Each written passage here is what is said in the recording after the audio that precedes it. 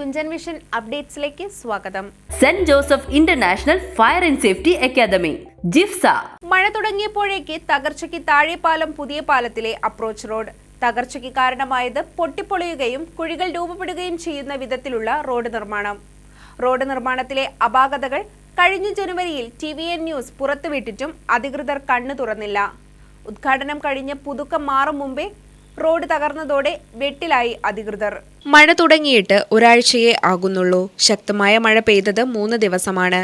അതിനിടയിൽ താഴെപ്പാലം പുതിയ പാലത്തിലെ അപ്രോച്ച് റോഡിലുണ്ടായ കുഴികൾ കാണും.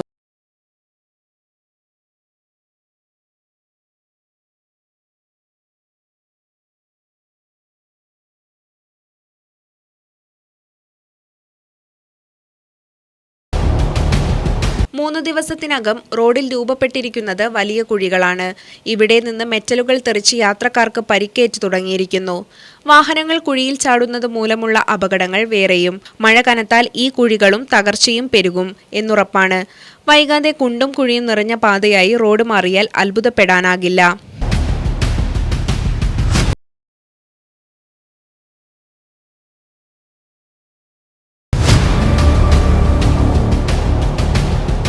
റോഡ് തകർച്ചയ്ക്ക് കാരണം മഴയുടെ ശക്തിയല്ല, നിർമ്മാണത്തിലെ അപാകതയാണ്. അത് വ്യക്തമാക്കുന്ന പൊതുമരാമത്ത് വകുപ്പിന്റെ രേഖയാണിത്. ഇതിൽ പറയുന്നത് ഇങ്ങനെയാണ്: കോഴിക്കോട് നിന്നും എറണാകുളത്തേക്ക് ചമ്രവട്ടം പാലം വഴി പോകുന്ന കണ്ടെയ്നർ മുതലായ വലിയ ചരക്കു വാഹനങ്ങളിൽ ഭൂരിഭാഗവും പഴയ താഴെപ്പാലം പാലത്തിലൂടെയാണ് ഇപ്പോൾ കടന്നുപോകുന്നത്. പുതിയ പാലം ഗതാഗത യോഗ്യമാക്കിയാൽ വാഹനങ്ങളെല്ലാം പുതിയ പാലത്തിലൂടെയാകും കടന്നുപോകുക. ട്രാഫിക് സർവേ റിപ്പോർട്ട് പ്രകാരം ഡെൻസിറ്റി വളരെ കൂടുതലുള്ള ഈ പാലത്തിന്റെ അപ്രോച്ച് റോഡിന്റെ ഉപരിതലത്തിനാണ് അനുയോജ്യം. എന്നാൽ പ്രസ്തുത എസ്റ്റിമേറ്റിൽ CGP ആണുള്ളത്. ഇത്രയും ട്രാഫിക് ഡെൻസിറ്റിയുള്ള അപ്രോച്ച് റോഡിന്റെ ഉപരിതലം പ്രീമിക്സ് സർഫസിംഗ് ആയതിനാൽ വാഹനങ്ങൾ കൂടുതൽ കടന്നു പോകുമ്പോൾ റോഡ് പെട്ടെന്ന് പൊട്ടിപ്പൊളിയാൻ സാധ്യതയുണ്ട്.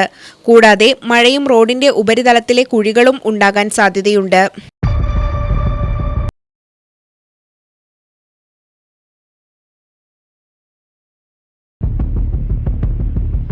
പൊതുമരാമത്ത് വകുപ്പ് പറഞ്ഞത് തന്നെ സംഭവിച്ചു. മഴ തുടങ്ങിയപ്പോഴേക്ക് റോഡിൽ തകർച്ചയും തുടങ്ങി.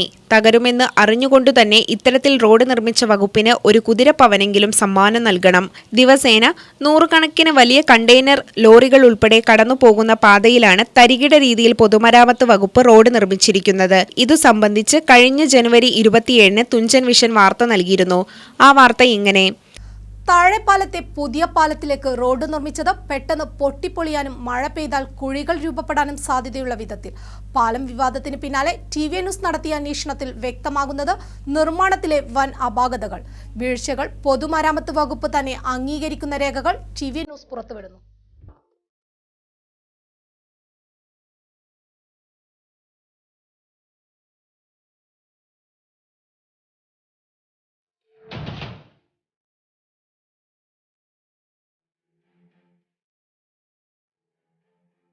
ദിവസേന 100 കണക്കിന് വലിയ കണ്ടെയ്നർ ലോറികൾ ഉൾപ്പെടെ കടന്നു പോകുന്ന പാതയിലാണ് തരികിട രീതിയിൽ പൊതുമരാമത്ത് വകുപ്പ് റോഡ് നിർമ്മിച്ചിരിക്കുന്നത്.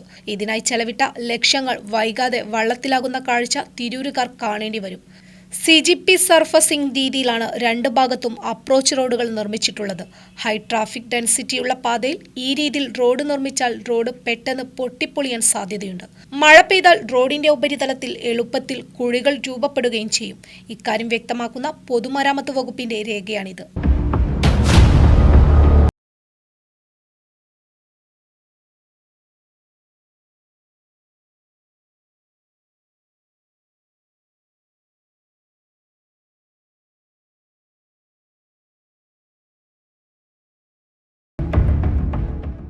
ഈ രേഖയിൽ പറയുന്നത് ഇങ്ങനെ: കോഴിക്കോട് നിന്നും എറണാകുളത്തേക്ക് ചമ്രവട്ടം പാലം വഴി കടന്നു പോകുന്ന കണ്ടെയ്നർ മുതലായ വലിയ ചരക്കു വാഹനങ്ങൾ ഭൂരിഭാഗവും പഴയ താഴെപ്പാലം പാലത്തിലൂടെയാണ് ഇപ്പോൾ കടന്നു പോകുന്നത്.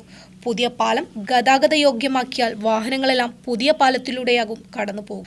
ട്രാഫിക് സർവേ റിപ്പോർട്ട് പ്രകാരം ഡെൻസിറ്റി വളരെ കൂടുതലുള്ള ഈ പാലത്തിന്റെ അപ്രോച്ച് റോഡിന്റെ ഉപരിതലത്തിന് DM and BC ആണ് അനുയോജ്യം. എന്നാൽ പ്രസ്തുത എസ്റ്റിമേറ്റിൽ CGP ആണുള്ളത്.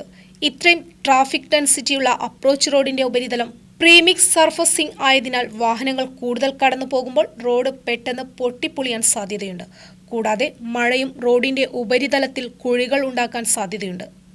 Thazhepalam railway station link road ചെരിവോട് കൂടി പ്രധാന പാതയിലേക്ക് പ്രവേശിക്കുന്നത് മൂലമുള്ള അപകട സാധ്യതകൾ ചൂണ്ടിക്കാട്ടി പരാതികൾ ഉയർന്നിരുന്നു. ഇത് സംബന്ധിച്ച് പൊതുപ്രവർത്തകൻ ഷെരീഫ് തിരൂരിലെ മുതിർന്ന അഭിഭാഷകൻ മൂസക്കുട്ടി മുഖേന സർക്കാരിന് വക്കീൽ നോട്ടീസ് അയച്ചിട്ടുണ്ട്.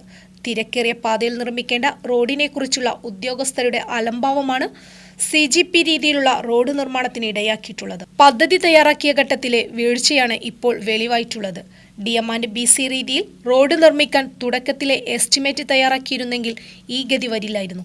ഇതേ ഉദ്യോഗസ്ഥരാണ് പ്രധാന പാതയിലേക്ക് ചെരിവോടുകൂടി റോഡ് പ്രവേശിച്ചിട്ടും അപകട സാധ്യതയില്ലെന്ന റിപ്പോർട്ട് തയ്യാറാക്കുന്നതും. ഏറെ കൊട്ടിയാഘോഷിച്ച് പാലത്തിന്റെയും അപ്രോച്ച് റോഡിന്റെയും ഉദ്ഘാടനം നടന്നത് ഏതാനും മാസം മുൻപാണ്. പുതുമ മാറും മുമ്പേ തകർച്ച തുടങ്ങി. പതിവ് പോലെ ഓട്ടയടക്കൽ നാടകം വൈകാതെ അരങ്ങേറും. പൊളിയുന്ന രീതിയിൽ റോഡ് നിർമ്മിച്ചിട്ട് ഓട്ടയടക്കൽ നടത്തി ജനങ്ങളുടെ കണ്ണിൽ പൊടിയിടാനാണെങ്കിൽ പൂമാലയിട്ട് തന്നെ അധികൃതരെ സ്വീകരിക്കണം. TVN news Tirur.